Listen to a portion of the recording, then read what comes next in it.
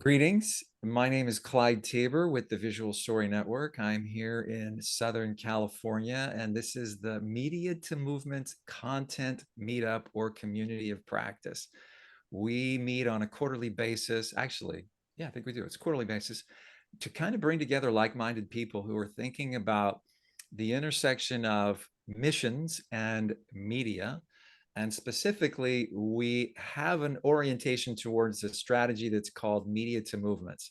And that is essentially using digital media, typically a digital media strategy with online marketing and a funnel process to identify people who are seeking or what we call persons of peace who are in a particular target audience. And then there's a filtering process. And then in an ideal world, you really can figure out who's really interested. And then you would connect them with someone on the ground, because we actually still really prefer the in real world relationships. We understand that digital relationships are increasingly a part of who we are, but that's the preference. That's the orientation. So that's a little bit about that. We encourage conversation and questions. We have a wonderful presenter this morning, so go ahead and activate your chat and just say hello, put your name in. If you want to put a link to your website and you have ideas or resources you have to offer, do it there, because we try to make that available at the end. So anyway, yes, that's what we're going to be doing today. We're going to do hear from a presenter and then some really robust Q&A. And then we finish out with some resources that we hope will be useful to you as you go forward. But actually, are there any first timers? And I think we do. So there are some from the Ablaze team. From whose team? The Project Ablaze. Project Ablaze. Oh, can you introduce them, Joshua? There are two of them, Jasmine and G. There might be more coming. I think they could introduce themselves. Maybe right, just really short on Jasmine and G. Jasmine, just say, tell us where you are. Hello, my name is Jasmine. I'm 19 years old, and I've been part of Play since March, I think. And it's really I'm excited to meet all of you and to learn from these beautiful people. Awesome. Thank you. That's great to meet you. And G, can you just give us your name and tell us where you are? Hi everyone. I'm sorry I can't open my video right now because my internet is quite intermittent. But yeah, I'm from a Blaze team and I'm 26 and currently working in the IT industry as a software consultant. Wow. So I'm so happy to meet you all. Likewise, we're thrilled to meet you. And Avon, or how do you pronounce your name? Have we met before? Yeah, hi, Clyde. Yeah, I think we met at the We have. Okay, we have. Give us a shout out. Tell us where you are, and if you I'm currently based in London, and then I am, I'm from Jesus.net as a ministry, and then and then just we're focusing on Asia. So I'll be back in Asia in October time. So awesome. Glad to be here. I've been here a few times. So okay, sorry, I can't recall. We've had quite a few people come through. Of course. And so Ryan, I can't remember. Have you been here before? I have not. I'm from Evansville, Indiana. That's where I'm at right now. And I learned about Media to Movement just recently at the Connect gathering with Team Expansion. And so I'm a technology and worship pastor here in the States. And I'm honestly here just to listen and to learn. And I want to just figure out how we can help stateside as worship and technology pastors, how we can support what's happening. Because we have paid staff people who do all kinds of media now, and they sit behind a desk and wait for an email to know what to do. So I'd like to start sending some emails to tell them how they can do some things that might help. I'm just here to listen and learn. So yeah. Hey, you might know a guy named Kylan, but I just spent the weekend with Kylan and Christy and the boys. So okay, awesome. I flew out there and I got to go to the original or the main Bass Pro Shop / museum in Springfield, Missouri. It's iconic. It's like, it's just, anyway. Oh, that's another story. Lillian, have we met you before? Forgive me if I'm not remembering correctly. Let me jump in there, Clyde. Lillian Hopper Oh. is our new director of digital marketing at MII. So she's a great add to us, came from Compassion, and we're just thrilled to have her with us. And so I want to make Oh. at least that quick introduction. Oh, thank you, David. And Lillian, where are you? So right now I'm in Georgia. I live in Virginia and Georgia. So happy to join you this morning. I'm Awesome. fairly new to MII, but I'm getting the hang of it. At least I hope I paid David enough money to say so. But looking forward to chatting with you guys today. Thank you for All having right. me. Yeah, thanks so much, Lillian. And Rachel, have you been here before? Forgive me again if I haven't forgotten or haven't remembered.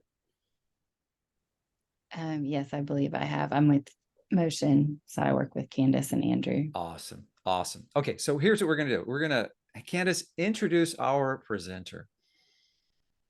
Yeah, well, good morning. I'm Candace and I lead the TWR Motion team. So I've got some TWR folks with us today to present about AI. So we've got Steve Shantz. If you can wave your hand, Steve's going to present. He's our VP for digital initiatives here at TWR. So he's been keeping me posted with different AI resources that are out there and things that we can already be doing.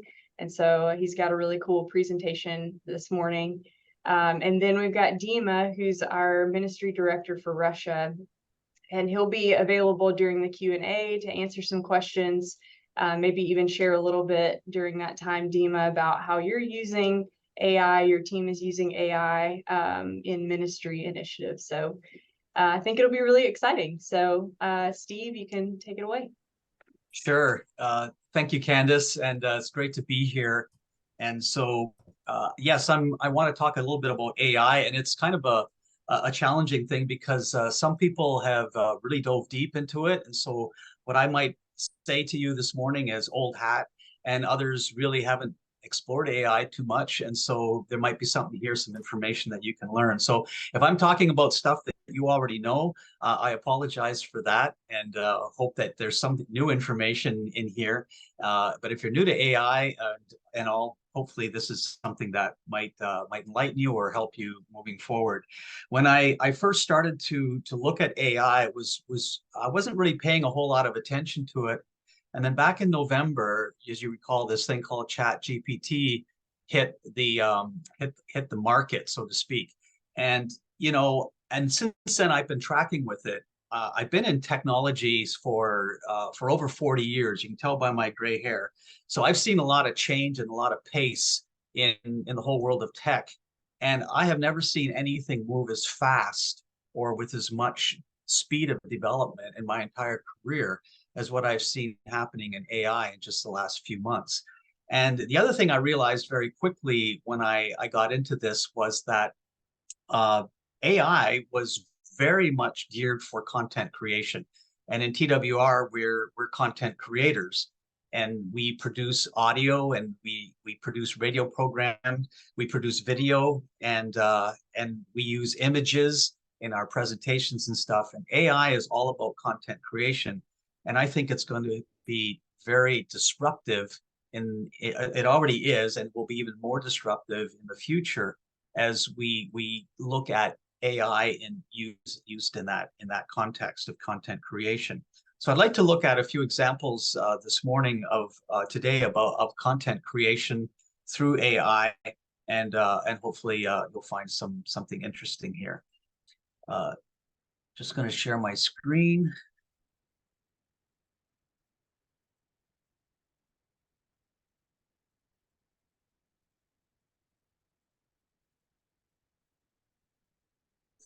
This bar up here.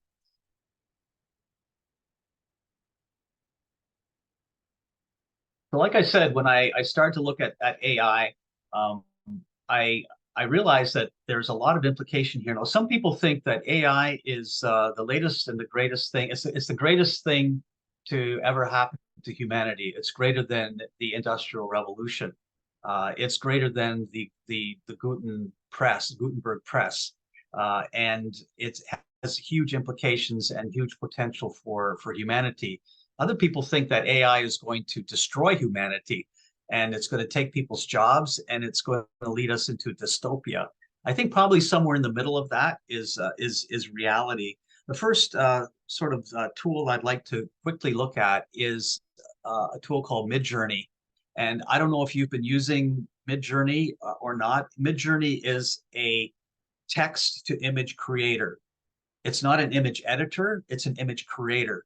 So basically from a text, an input text, you can create an image. So right here, you go into Midjourney. Here we have the prompt, happiness with a light screen, 4K, C50 and 250.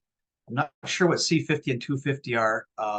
The 4K is the resolution. And if I look on that, just based on that input, it generated this image from that. And so Midjourney probably today is one of the best image creators that are out there. And it's definitely, I think right now, the most powerful. But it's really interesting to see just how far the technology has come, how far Midjourney has come in say just 1 year. For example, this was Midjourney on March 14th of 2022. And the prompt here is, the prompt to Midjourney was a teenager, female, 17 years old, pop culture, modern clothing, photorealistic, natural light, pastel. So here is what it produced.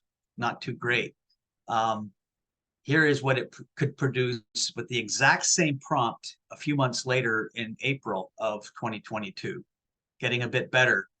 And here is 4 months later in July of 2022.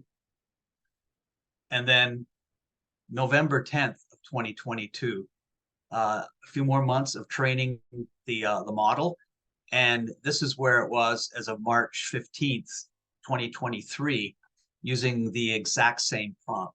So this is a technology that is moving very, very rapidly, as you can see from that. So here's a look at some images that are created with Midjourney today. So here's, hang on a second, I'm gonna silence that. So the prompt here is just hyper-realistic photograph of a group of young people of different ethnicities smiling, wearing fall-themed orange and yellow clothes from Quebec, 4K, realistic. So that's what it's capable of doing today.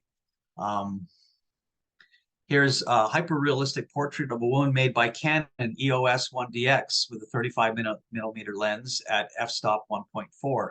So you can specify the a particular camera model and the lens and the f-stop if you're interested in giving it that information. So based just with that prompt, it was able to create that image.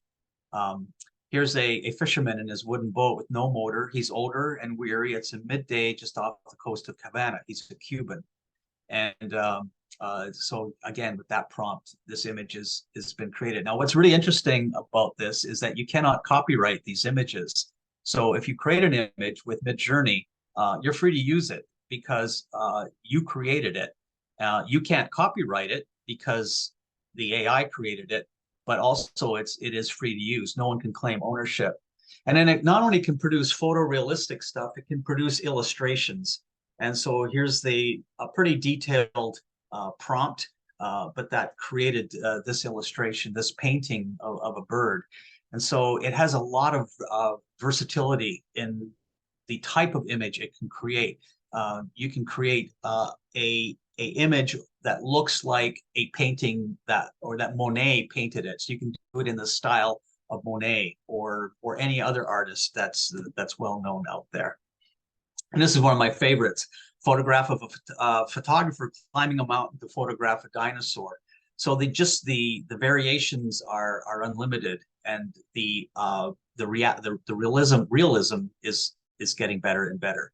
And this is again some comparison. This is a very short video that was put together using entirely AI. And you might look at it and say, well, it's pretty awful, but just bear with me and we'll watch it. In the throes of World War II, Adolf Hitler ordered the construction of a colossal 100,000-watt radio transmitter in Monte Carlo, Monaco. His sinister plan? To use this powerful tool to spread venomous Nazi propaganda throughout the world. But it was never used for its intended purpose. Today, this very transmitter serves a far nobler cause. Transworld Radio, or TWR, uses it to broadcast the gospel in numerous languages to millions of people around the world, from Europe to Africa to the Middle East. What Hitler intended for evil, God used for good. Isn't that the essence of the gospel? As TWR President Lauren Libby says, sometimes God turns the efforts of evil men into vehicles for his work in the world. Today, TWR's programs from Monte Carlo still bring hope and encouragement to millions, a testament to the power of transformation, from a tool of hate to a beacon of hope.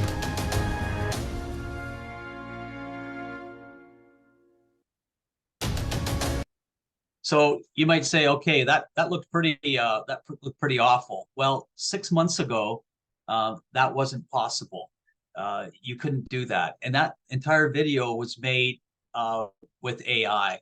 The script was made in collaboration between a human and ChatGPT 4. The AI base images were all made with Midjourney, which I just showed you a few minutes ago. The animation, those images were all animated by software called Gen 2. The voice was a AI synthetic voice produced by 11 Labs. And the music was made by SoundRaw, and the video upscaling through Topaz Labs. So that was all done with AI. And it was far from perfect, but in 6 months, we went from not possible to that. And where's it going to be in 1 to 2 years from now? Now, there's AI software out there today that Hollywood is using that is that just is way better than this, but it's also very, very expensive. For example, it can cost $50,000 just to clone a voice with that software. But all this was done with software that is either very low cost or free, and that you can get with just a guest account or maybe $10 a month subscription. So this was done with readily available software available today. Now, one thing that TWR is really into is audio, and so we're interested in the possibility of, well, could we produce an audio program without someone needing to go into a recording studio and actually record the audio? We need good quality, and so we've invested a lot in microphones and studios. And someone will take a script, and they may produce that script or translate that script from another language, and then they have to go in the studio and record it.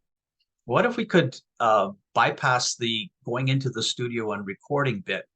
So this is a sound bite right here of a guy, John Fugler, who's creating an audio book, and he went into the studio and he recorded this. So this is his studio original. This is John Fugler. Chapter 1, From Bondage to Freedom. I grew up playing sports and loved it. I was the consummate competitor. Above all, I hated to lose. But sadly, winning and success were so... Okay, so that's John. So what we did was we used 11 Labs, and we cloned John's voice. We took his script, his text script that he wrote, that he took into the studio and read, and we fed that into 11 Labs, and this is what we came up with.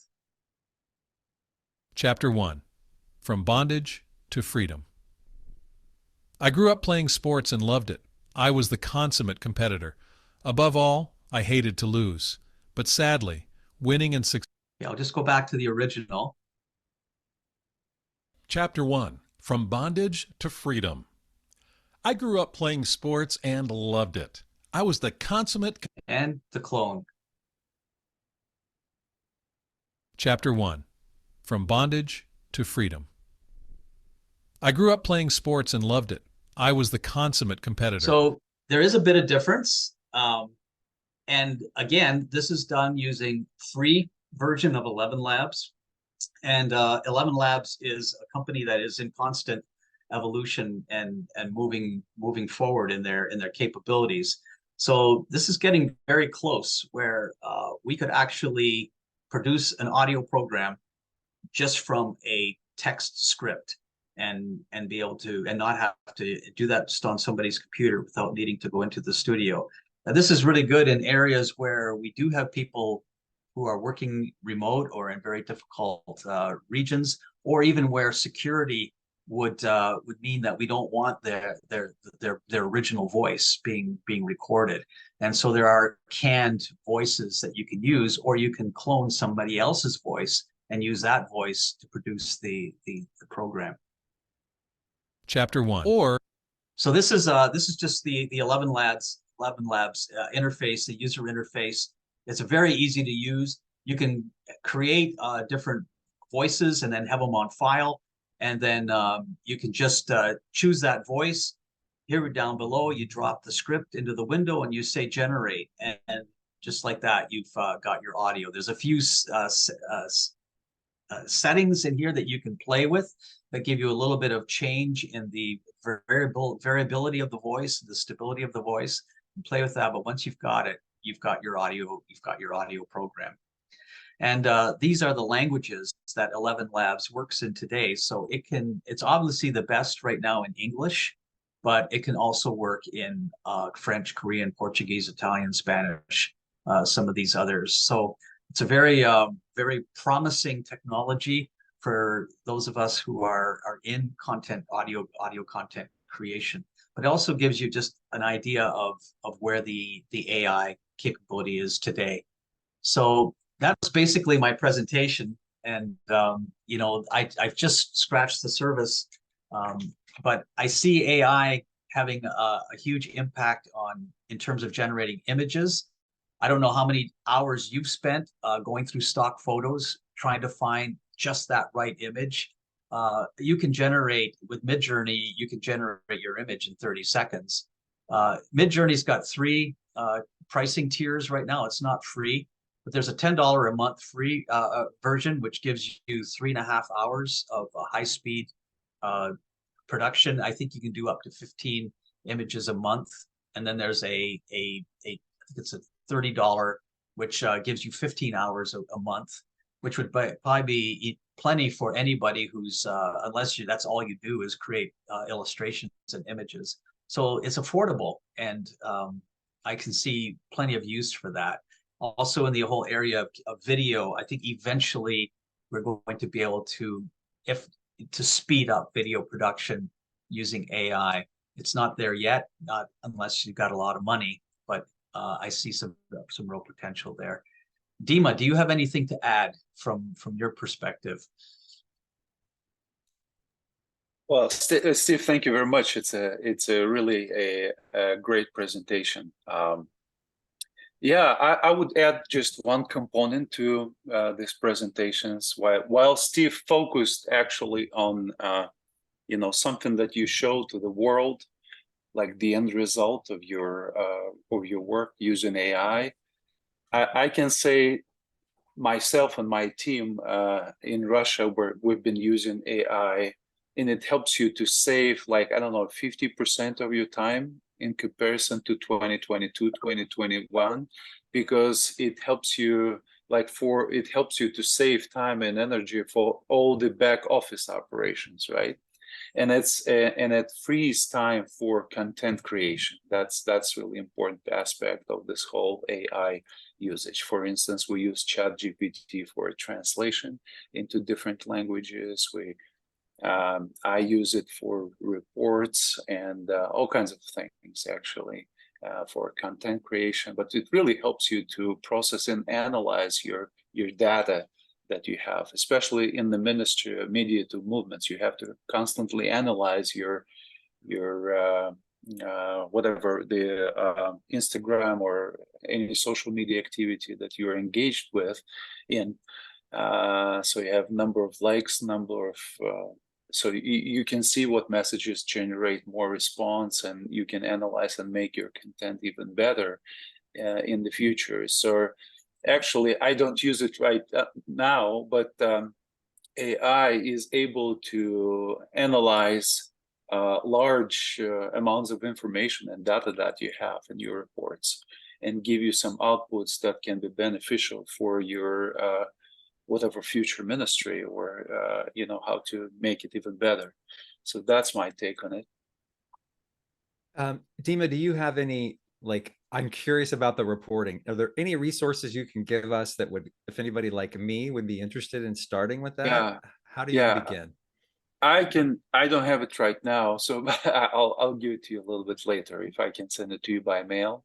Can I do that? That's a There are certain whole plugins. another category. You have to use ChatGPT for the paid version, and then you use some plugins, and you can upload some of the Excel files, like or whatever data that you have, and then you ask ChatGPT. So I want you to analyze this and that, and it gives you in the end the result that you need, actually. So there's for example, there's a PDF analyzer plugin for ChatGPT. You give it a PDF, and it can completely go in and analyze that PDF and give you a summary of it and information about that document. So it saves you time in that. Another thing that I find it really, really helpful for is I'll oftentimes write an article or I'll write a report, and it just doesn't sound right.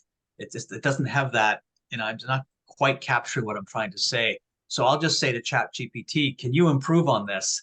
And give it my text, and it'll come back and say, sure. And oftentimes what it comes back with is much better. It's still my words, it's still but the punctuation, the cadence, the syntax might just be tweaked a little bit so that it comes across better. And so anyways, yeah, I use it all the time for that. Well, just a comment on that. I copy pasted the website that I've been using a lot, futuretools.io, and these guys actually follow all the latest developments with AI, and you actually can find a lot in image, voice generation, whatever. I mean, it's all there. There may be I don't know, maybe more than 200 projects at the moment. So you put that in the chat? Yeah, it's right here. It's futuretools.io. And then you go to the website and you actually click what you want to find. You want to look at AI software that deals with images or text or voice or whatever, actually. Video, music, or data assessment. Yeah. Yeah. I was just going to show here real quick how quickly it can translate. So I can say, translate this into Spanish. Here, go. Okay, Spanish. Into French. Turkish. Want Turkish? Turkish.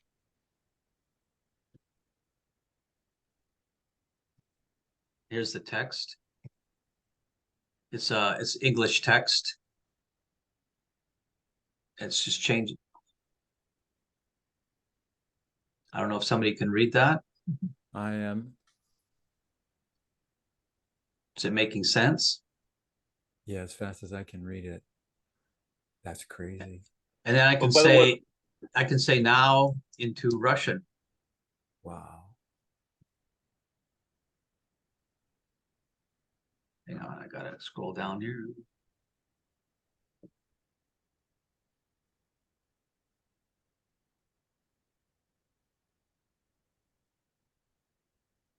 Okay.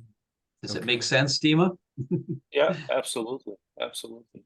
Wow. Okay.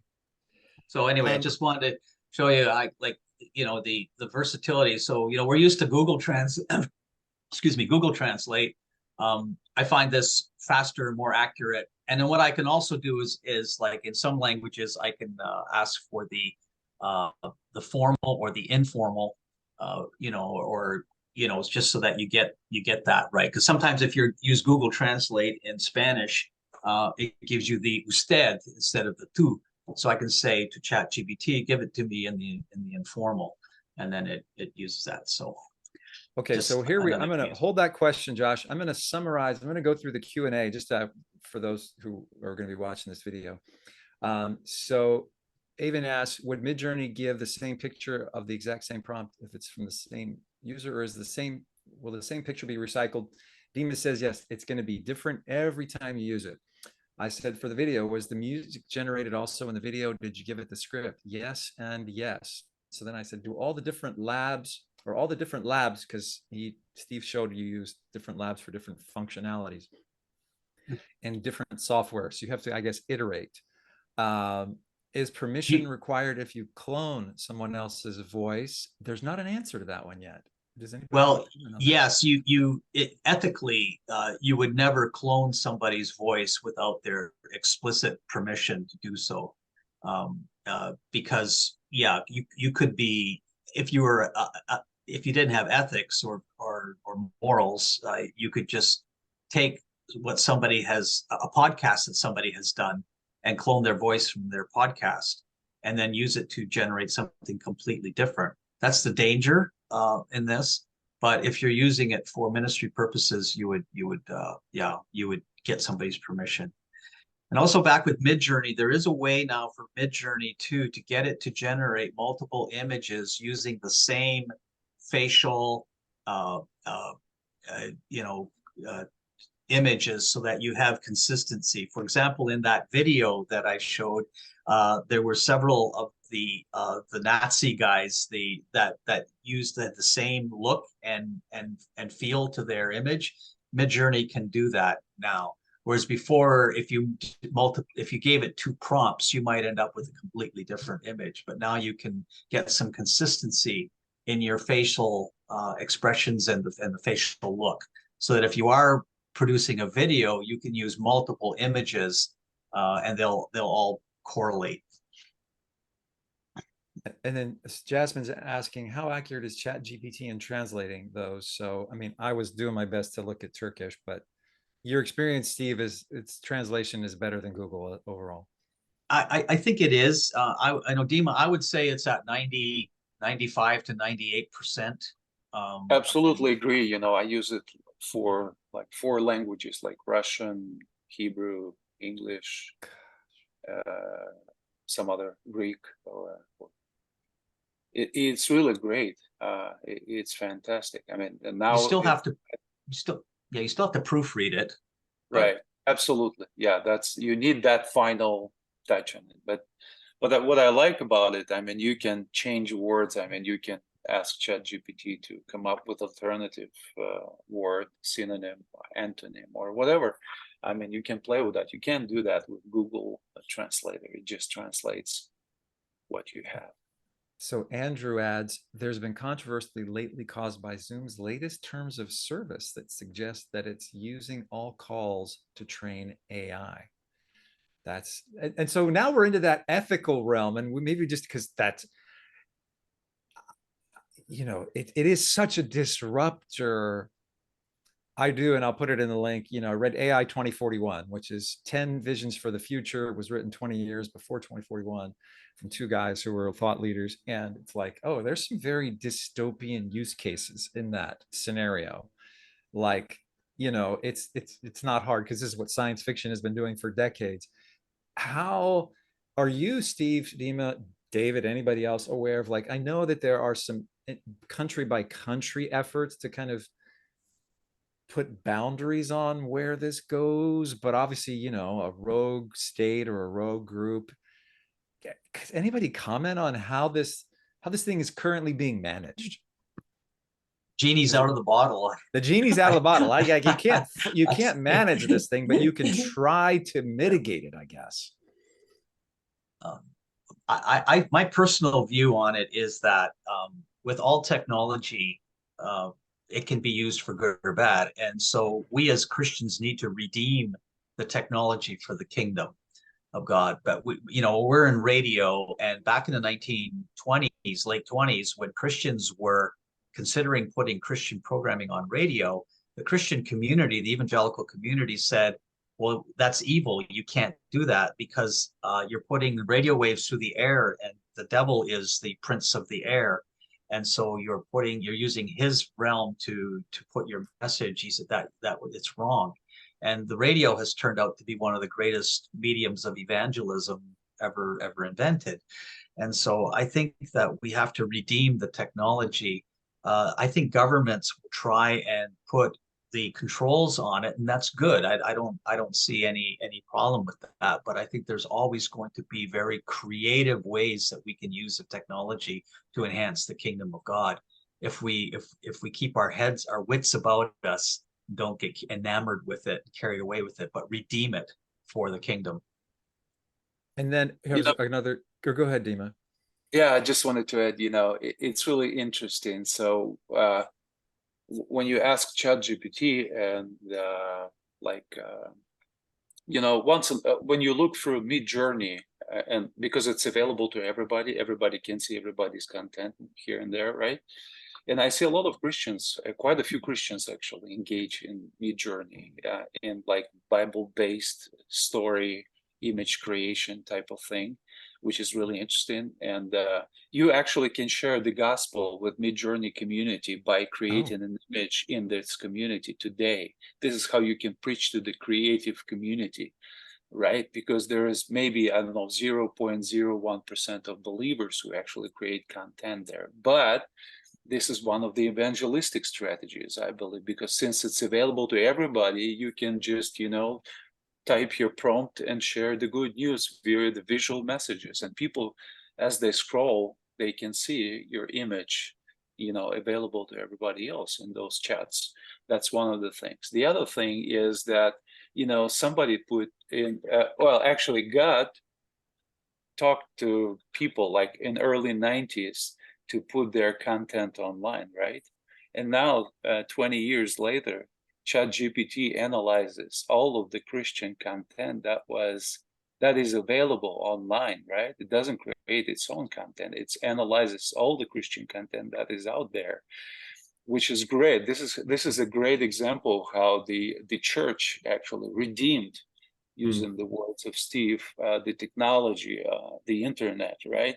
The internet use, because people like in the early 90s, they would say like, why do you use this internet? I mean, why do we still, preach it in the church? I mean, but now we created this digital world, and the message of Jesus should be in this digital world. So I fully support it and the use of ChatGPT. But there are like potential threats, like, people, the believers become lazy. They don't create anything. You just type in your prompt and your sermon is ready, right? Really. Your message is ready, and which kind of makes it easier, but at the same time, you're still the one who creates it. The other concern that I have with ChatGPT, here and there, I experience some what they call hallucinations. Right. It's like when the AI creates something on its own, and here you wonder whether it has its real artificial intelligence or it doesn't. Because sometimes I ask, like, give me this passage from Isaiah that speaks about this, and I know the passage, and it gives me a different text. It made the text. That doesn't exist in the Bible. Right. And that's a potential threat, because people can be fooled by, trusting the technology to the degree that, in the end of the day, you don't have enough time, you don't double check, and you just take it like as it is, right? But it's not the text of the Bible. It's not the message of the Bible. And you wonder how accurate that teaching can be in the future. You don't know, because these guys who actually own the technology, in the end of the day, they can filter certain things in the future so that it would give certain answers. There's a potential threat for that if they are pro-Christian or anti-Christian, sure, or whatever, right? So there's a possibility, because we do not control the that part of the of the output. So here's a question. In the event of the voiceover that you showed us, Steve, that's, I'm assuming, a partner voiceover person who gave you permission. But once you start cloning his voice, I'm assuming you can clone his voice to say everything and say, well, hey, thanks, John. It's been great having you for the last 20 years, but your services are no longer needed. Or similarly, Candace, you guys have done such a great job doing animation but you know, we can do what your team does with 3 people instead of, say, 30. I mean, comment on that reality. And I know that's part of the reason that the Writers Guild and the Screen Actors Guild are all protesting and picketing in Los Angeles. Personally, I think it could get there, so where it's good enough that we could say to Candace, you know, you've got 8 people on your team, you really only need 5. It's not there today, I don't think, in terms of video creation. And you know, John's got a lot of other things that he does that we need his skills for. So the time he's spending in the studio recording is kind of like lost time, really. And it would be great if John could use that time to do other things. And so I see today AI as a helper that do the heavy lifting, and it allows people then to focus in on more creative things or more research.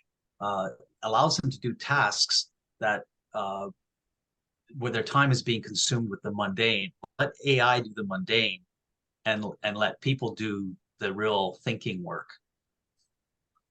Well, thank you. I'm going to pick on you, Josh. You had your hand up. I don't know if your comment or question was addressed in the chat, but you obviously are very active in this domain. Any thoughts, comments from you? Actually, I do have questions and also some comments regarding translation first. I realize ChatGPT is highly inaccurate when translating technical terms and specialized terms into Mandarin and also into Bahasa, since these 2 languages I speak. It can give very, how do I put it? It gives things that are totally nonsense at all. That's the first thing I realized. And I did compare it with the other AI, which is Google's AI, Bard. Bard seems to be better in instances when you need reliable information source. Like just now I saw the first thing was he asked about the weather and he said it cannot provide real-time information. I asked Google's AI Bard about traffic conditions. It can give very accurate traffic conditions because it taps into its Google search network, Google Maps and everything. So Bard is amazing when you need search engine features on it. So I have this question for both Dima and Steve. I will give a bit of the context and then goes into the question. This was what happened during the pandemic. I was tasked by an organization to produce mobilization and recruitment videos for a specific country. And since it was a pandemic, I could not fly to the countries to film on the ground. So we resorted to using stock images in some parts of the video, just some parts. Because me as a videographer, I really dislike using stock. And now with AI, okay. So what happened is after the video was produced, shown it to the local people in that nation, they look at it and say, those parts, those Buddhist monk in it is not from our country. That's not our country. So how do we deal with things like that when I do know that AI could produce video images like the fisherman just now? What if people from those countries just look at it and say, that's not us, the background, that's not us, that's not us. The color of the monk's dress is not the color of our country's monk dress. So how would you comment on that? Well, I can say, you know, video is less developed among all the other AIs on the market at the moment. So let's put it this way. So it's just like, you know, when you look at ChatGPT and talk about translation, I think it's almost perfect when you deal with English. When you talk about other languages, like, you know, even Russian or Hebrew or something, here and there, I find more mistakes, right? That's one thing. So it's still, we're still at early ages of AI development. So I think Steve's example when he showed, like, this is the image from 2022, this is the image just 6 months later, right? And the same is with the video. Video quality is not there yet. It doesn't pick all these little details that you actually need for your video content.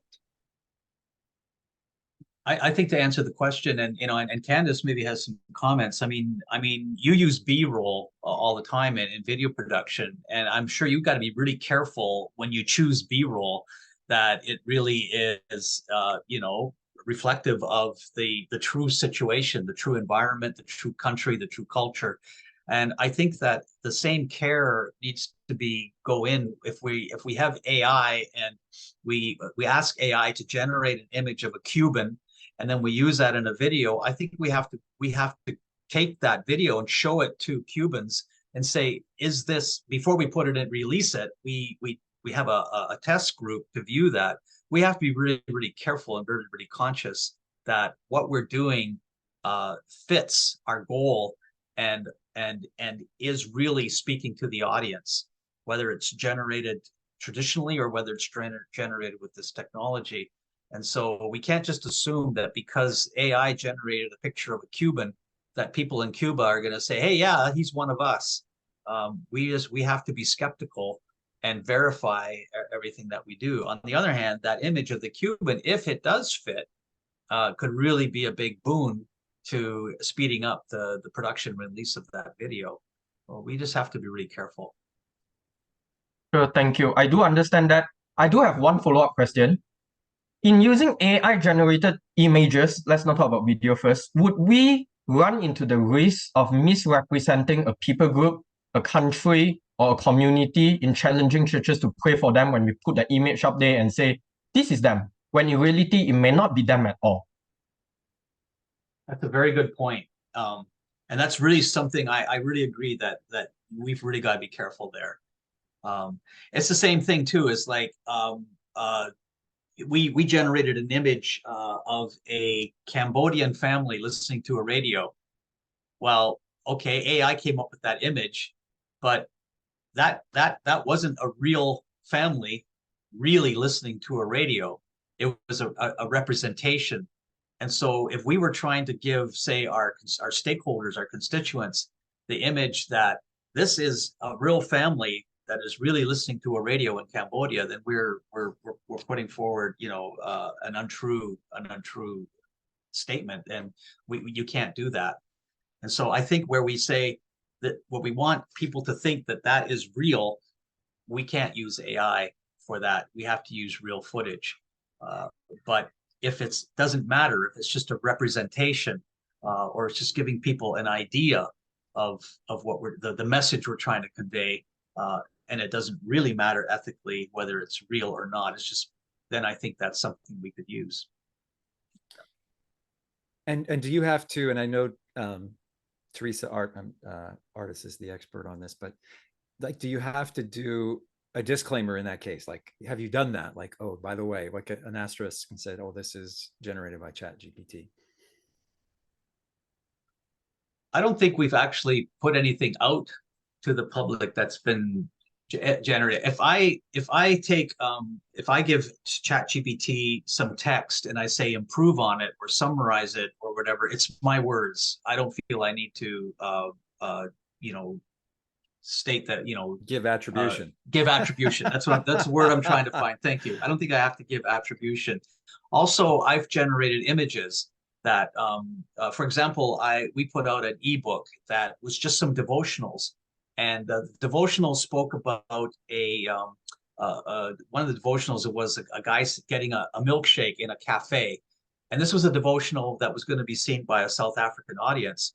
And so I asked the Midjourney to give me a milkshake on a counter in a South African cafe with light coming in from the street. Came up with a beautiful image, and we put that in the ebook. It didn't have to give attribution because I generated it. My prompt generated it, and Midjourney came up with it. But it was just a representation. The devotion was about a milkshake.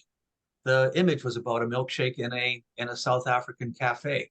So that had there was no reason why I had to give attribution in that situation. I wanted a picture of freedom, and I got a picture of a guy walking along a beach with his hands out. I didn't need to give attribution for that. It was a depiction of freedom, and so I didn't see any problem there. Hey, but at the same time, go ahead, Dima. Go ahead. At the same time, I think there is at some point there will be, or maybe there is now already, a responsibility of sharing that kind of information with the public. For instance, you prepare a message, you share that in the church, yeah, but your 5 points in your sermon were created by AI. It wasn't you. I mean, if you created them and then AI rephrased it, that's another thing. You don't need to mention that, I think. But if it created the whole thing, or you published a book with AI, you actually can publish a book in just one day, right? With AI. Really, I'm serious. And it's so easy. Put it, make it available on the Amazon. I mean, you have to mention, I think, that it was created with the help of AI. But at the same time, 10% of the content that I consume on YouTube or other social media, like Reels and Shorts and everything, it has that kind of AI component, either a voice that I recognize from 11 Labs because I've been using it, you know, and I know the voice, or images, or the way the text is, you know, presented. Like you can see, it's artificial intelligence. It's not a human being. And people don't mention that it was created by AI. They just share that. But I think we all know that there's a common sense and common understanding that it is AI produced. But that's going to get harder to discern as we absolutely. By the way, there are programs available on that futuretools.io. There are programs that you can use actually to check the text or the content that you have, whether it's AI created or it's artificial or it's a human created by a human being. There are some AI tools that help you to detect the AI. Actually, it's such an interesting world. Exactly, but the amazing thing is that the next generation of ChatGPT, I think it's even starts with 4.0, the paid version, or the 5.0 that is coming. That's going to be available later this year. You're not going to be able to see the difference even with other AI detectors that it is AI created text or content. So it's like, you know, fighting back and forth as we're, you know, discussing this very thing right now. And it's amazing how fast it is evolving. Let me pick on you, Avon, really quickly. You're with Jesus.net, a large ministry. You mentioned that you guys are doing it. Do you just want to comment on that? We just have like innovation team, so we just created like a tool where you can type in question like, if God is a good God, why there's so many suffering in this world, that kind of thing, and then it will give you an answer through email for now, but it just keep improving.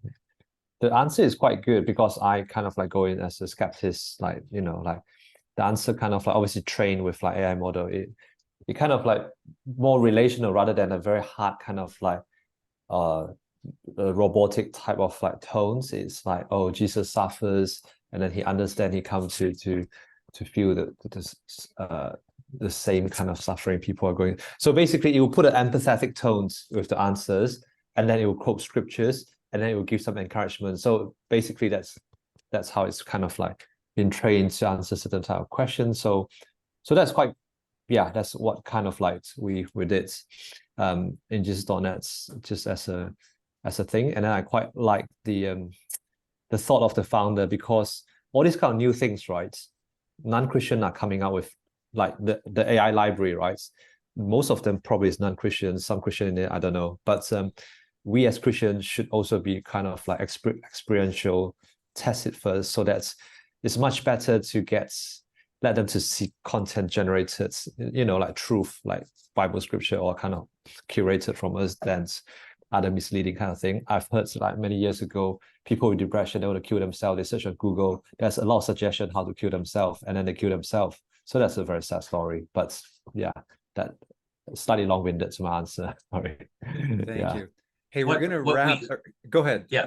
I just want to say real quickly that there is ways now too, though. You can take an AI model and train it on a specific set of data. So you could train it on your data, or you could train it on just biblical data, and it would not have connection to the internet. So that if you built a chat bot around that, it's using your data. And so I think there's a lot of power in that. You could have many AIs in localized situations running off of specific data. I think there's a lot of potential in that. Well, as we wrap, I'm going to do a quick screen share. I just put a number of links in the chat, but I'm going to show them just very briefly because these are some of the resources we like to point people to, particularly as it relates to media to movements. Here is what we curate as a little wiki of trusted and known resources. Am I sharing my screen? Yes, I am. For media to movements. So that's one. Here is a Discord channel that's called Campfire Creatives that's curated by Create International. So that's an extraordinary resource and lots of activity there. Here is a Global Creatives Collective powered by Reliant, a Facebook private group. And then here is another private group, I think less active than the other one, for media to movements. I think that's the same wiki. And then John Rawls with Kavanaugh Media offers a lot of like ads and landing pages that he's used in campaigns around the world. So anyway, just a few things. But big thanks to our presenters, Steve and Anima. That was amazing. This topic is one of those things where it's like, you can pretend it's not happening, but it's already affecting your life, whether you acknowledge it or not. So we suggest you keep your eyes open and lean in and learn and experiment and try, because I'm with you, Steve. And that's part of the reason why we started Visual Story Network is, hey, there's all these opportunities we need to be taking advantage of. And I base it on a simple theology of incarnation. God, who was outside the world universe, created it, but then he entered in flesh and blood. And so if there are digital universes, God and his people need to be there. We need to be incarnational because it's where people are.